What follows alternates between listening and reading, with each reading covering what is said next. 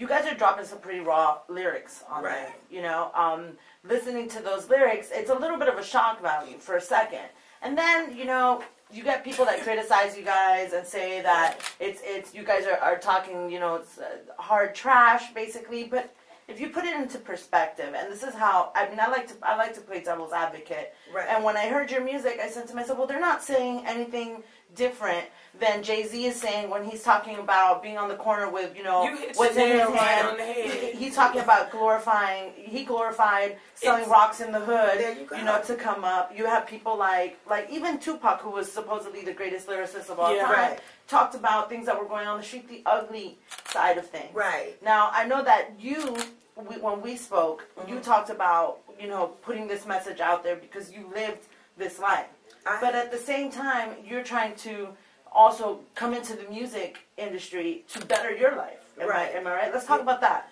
Okay, well, first of all, I've been in the music industry a little bit over, like, say, 16, 17 years. I started out really writing music and doing, like, what you call, just saying, like, a backup person at Rap-A-Lot Records. Started out with Scarface, Too Much Trouble, the Odd Squad, and, you know, I moved on around doing a lot of things, but mostly in my time, I was a street person at night, but I always have had passion for music. And, you know, everything, you know, when, you know, I used to just like, well, I love music, why won't nobody even listen to my music? And I went to several people, and it was just like, what you're talking about is just too hard. But I'm just saying, what I'm saying is so real, though. Y'all not listening to me. What you're trying to do is just look at me and just make me just be this bad person when I'm really trying to deliver a message, but nobody wants to hear it. But everybody wants to hear when everything has raised into the roof. Now, when you watch your television every day, what you see on there? Somebody is trafficking some children or some women or something. Some women are being abused somewhere in this world. The other night we were talking about the product that's being packaged, especially when it comes to female MCs, in the music industry, females, period.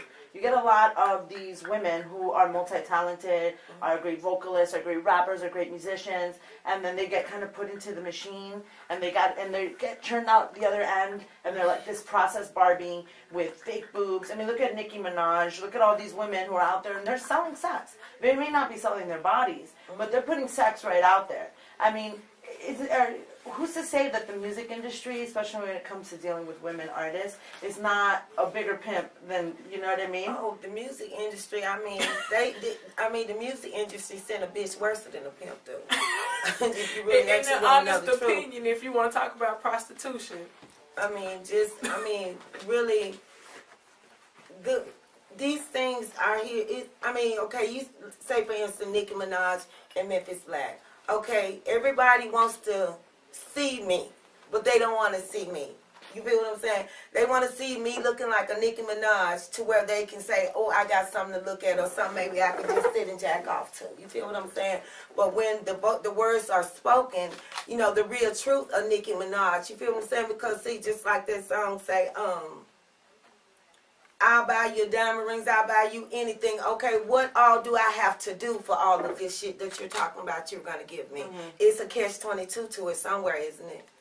I think the one reason why a lot of people are attracted to what it is that she has to say is that nobody never hears, they never hear the side of it from a woman on so many levels. If you look at it, there are so many things that men can do in a life that they can lead and talk about and discuss, but what the woman's experience is never, we never really know, other than she's somewhere off fading into the background. Yeah, she's the product. You feel? Like, yeah. Especially if you hear a lot of hip-hop lyrics that are coming from the masculine point of view.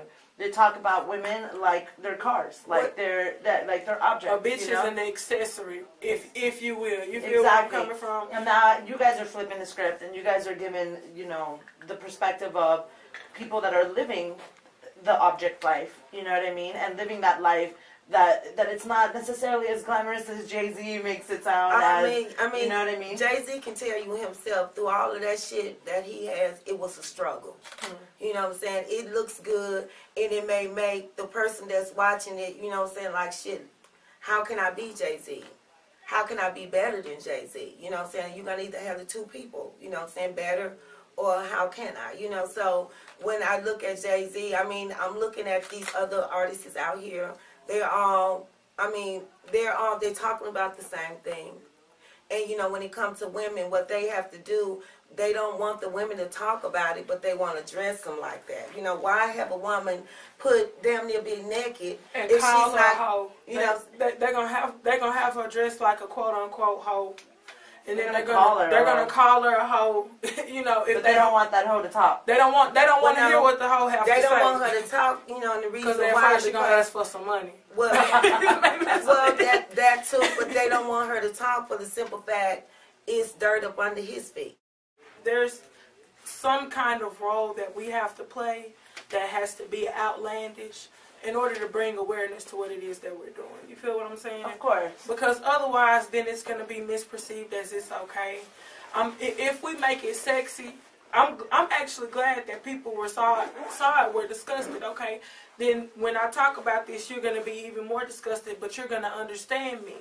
You feel what I'm saying? Or you're going to understand what it is to go through. But you made them stop and look. I mean, at the end of the day, those people stopped and for 1 second heard what you were saying, maybe because you have to be a little raunchy to shake up, you know, people from their comfort zone. Just a little bit, right? Yeah, I knew when I did the song it was going to be a controversial We said that in the studio. I was like, well, you know, it's going to be two things that's going to happen. People is not going to listen and people are going to listen.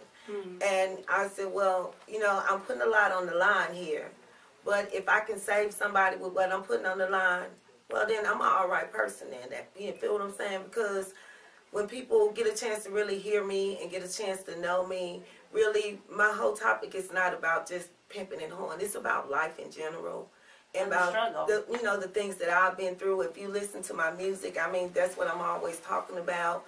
But I put it in different other ways, you know, because I want a person to understand me.